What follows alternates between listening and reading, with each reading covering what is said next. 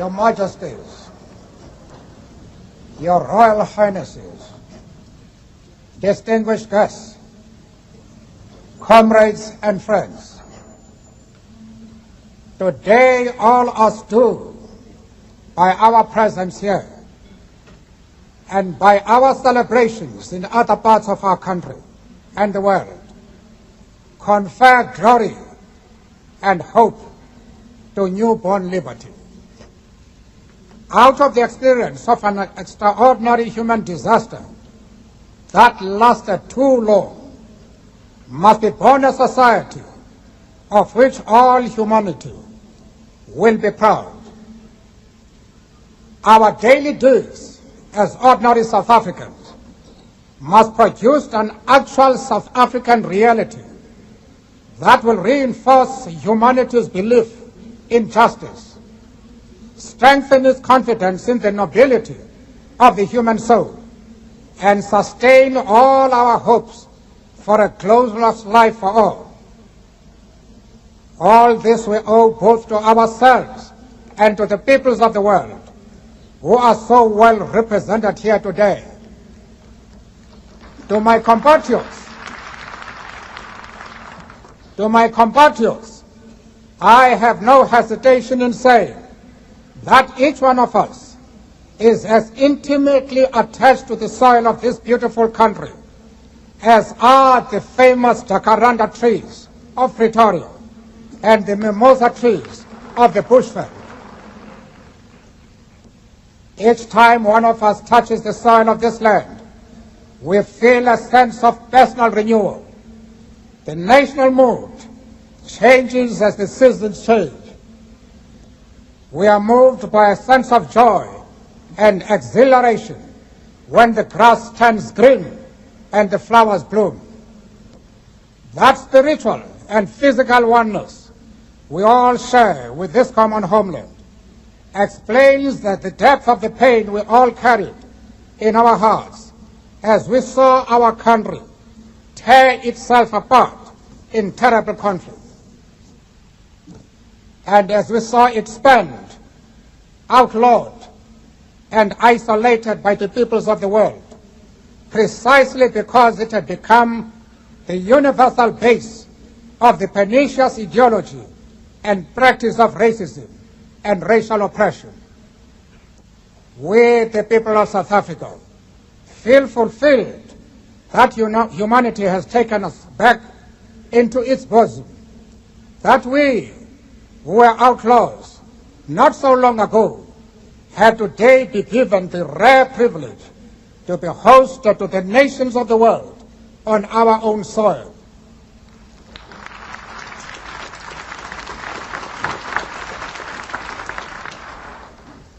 We thank all our distinguished international guests for having come to take possession with the people of our country what is, after all, a common victory for justice, for peace, for human dignity. We trust that you will continue to stand by us as we tackle the challenges of building peace, prosperity, non-sexism, non-racialism, and democracy. We deeply appreciate the role that the masses of our people and their political, mass democratic, religious, women, youth, business, traditional and other leaders have played to bring about this conclusion. Not least amongst them is my second Deputy President, the Honorable F.W. de Klerk.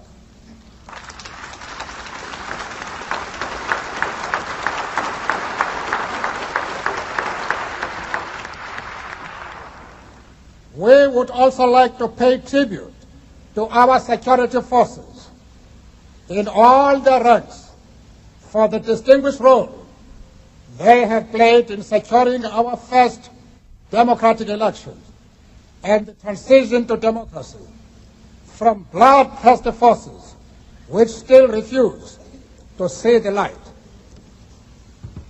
The time for the healing of the wounds has come.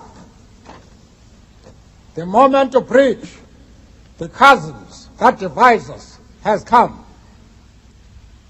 The time to build is upon us.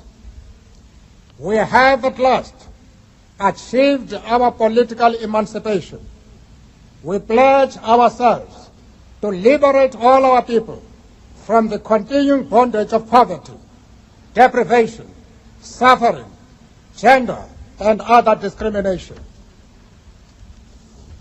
We succeeded to take our last steps to freedom in conditions of relative peace. We commit ourselves to the construction of a complete, just, and lasting peace. We have triumphed in the effort to implant hope in the breasts of the millions of our people. We enter into a covenant that we shall build a society in which all South Africans, both black and white, will be able to walk tall without any fear in their hearts, assured of their inalienable right to human dignity, a rainbow nation at peace with itself and the world. As a token of this commitment to the renewal of our country, the new interim government of national unity will, as a matter of urgency, address the issue of amnesty for various categories of our people who are currently serving terms of imprisonment. We dedicate this day to all the heroes and heroines in this country and the rest of the world who sacrificed in many ways and surrendered their lives so that we could be free.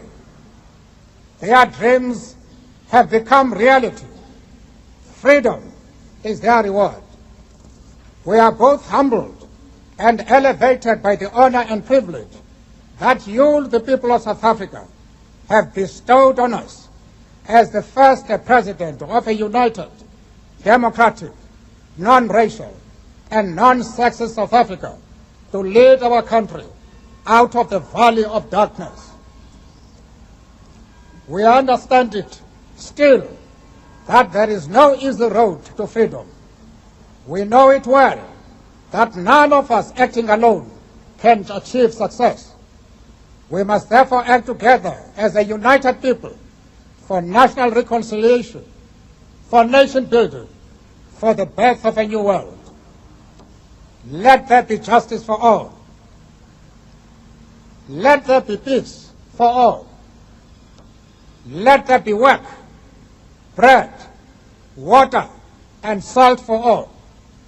Let each know that for each, the body, the mind, and the soul have been freed to fulfill themselves. Never, never, and never again shall it be that this beautiful land will again experience the oppression of one by another and suffer the indignity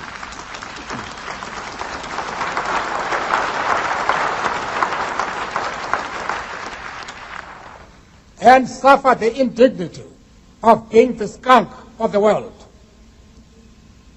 The sun shall never set on so glorious a human achievement.